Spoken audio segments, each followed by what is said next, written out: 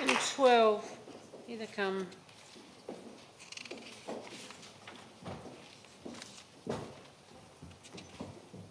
So we're looking at power and privilege. So we're starting with, if you are here to help me, then you're wasting your time.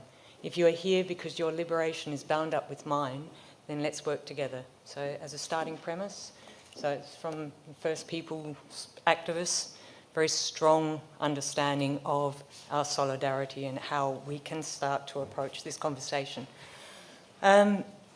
So if we can move up a bit to the next few points. It's the responsibility of the privileged to question, disrupt and reframe power and privilege. So it's a personal responsibility of each of us to question our privilege and oppressive behaviours. The idea behind that was that we don't just outsource that work to the already brutalized and targeted people, but to build transparency, accountability and mindfulness in our work. And with that we mean really to develop a new language, a new negotiation practice that we are going beyond the spin. Because we all can use the new language, we can have the new safety protocols, but we need to find a way that this is actionable for us, accountable in the really direct action sense of the word. So how can we make that language? Because currently the language we have is a virus. It is so heavily laden with stuff that, you know, when you look at proposals coming in or partnerships where people say, we're a culturally safe organization. That's a rubber stamp. How do we know? How can we make this practical? How can we check on a daily basis in our application writing and our engagement that we are actually walking the talk? Okay, so where did you get to? Sorry. I don't know, freestyle. Okay. You did? All right, well, I think I'm going to do, okay, so critiques of privilege and power need to be created by us so we can come prepared, okay, not just wait and be led and see what happens. So, and for me, that's, ignorance is a choice, not an excuse. So every time we say, oh, you know, it's out of my hands, that is a choice. And I think fundamentally, courage is something that's learned and you have to practice it. And that's, you know, that's something we have to share with each other. It's not something that some of us, you know, especially it inhabits and will outsource it. And also, let's not outsource evil. Let's not go, oh, power is something that evil people do. Let's start to talk about how I am saying I want control, and in that negotiation, that is where the power sits. Let's negotiate. Let's actually say, we're going to try that, and that is risky. That's hard work. And we, our third collaborator in our tiny little group, was said that actually seeking justice, and she said seeking truth and justice is challenging.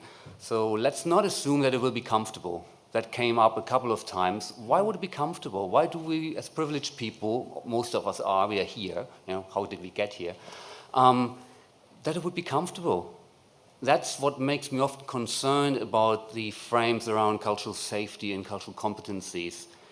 When we hear this, but are they comfortable? Who's they?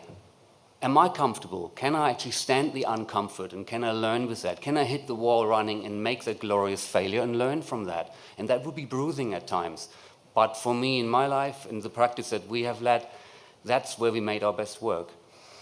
So yeah, it's an opportunity for change. Everyone's talking about it.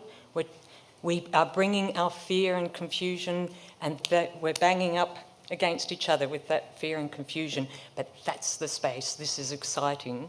And so we're proposing, I suppose, two things.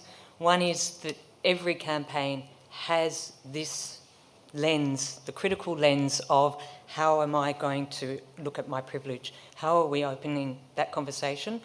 And so if that can be built into the visions and actions, and it's an ongoing, agile feedback loop, blah-de-blah-de-blah, because no situation is the same. It's about that negotiation space. And second, you want to do? Yeah? I would do second, yes. Okay. That's the last thing. We were proposing a working group for Arts Front 2030 That's not just a proposal, we're happy to run it and manage it and delegate it. Because it's not just, oh, how we're going to do it, how do we speak to privilege and power? There are actually tools already out there, lots of them. We have quite some of them, there are many more out there. We would like to collate them and practice them and actually offer to run a series of workshops with organizations and build that into the partnerships. That could be done relatively inexpensive. It could be ideally done through skill sharing, that it hasn't just to be us or a few experts around it. It could be all of us. But let's say with most of our other techniques, we are acknowledging there are learnable skills. There's muscle that needs to be built. There needs to be resilience and robustness built into our processes. That doesn't come just accidentally, and especially for privileged people, it comes apparently really hard. You know, a lot of people who live in direct oppression in the front lines, they will understand that, I guess. But for me, for instance, this is a very, very difficult learned process. I feel really socially challenged around that, and I guess a lot of people will share that with me. So we need to actually invest into this. That we need to learn how to negotiate. We need to define that new language with each other. Thanks. Hey, cheers.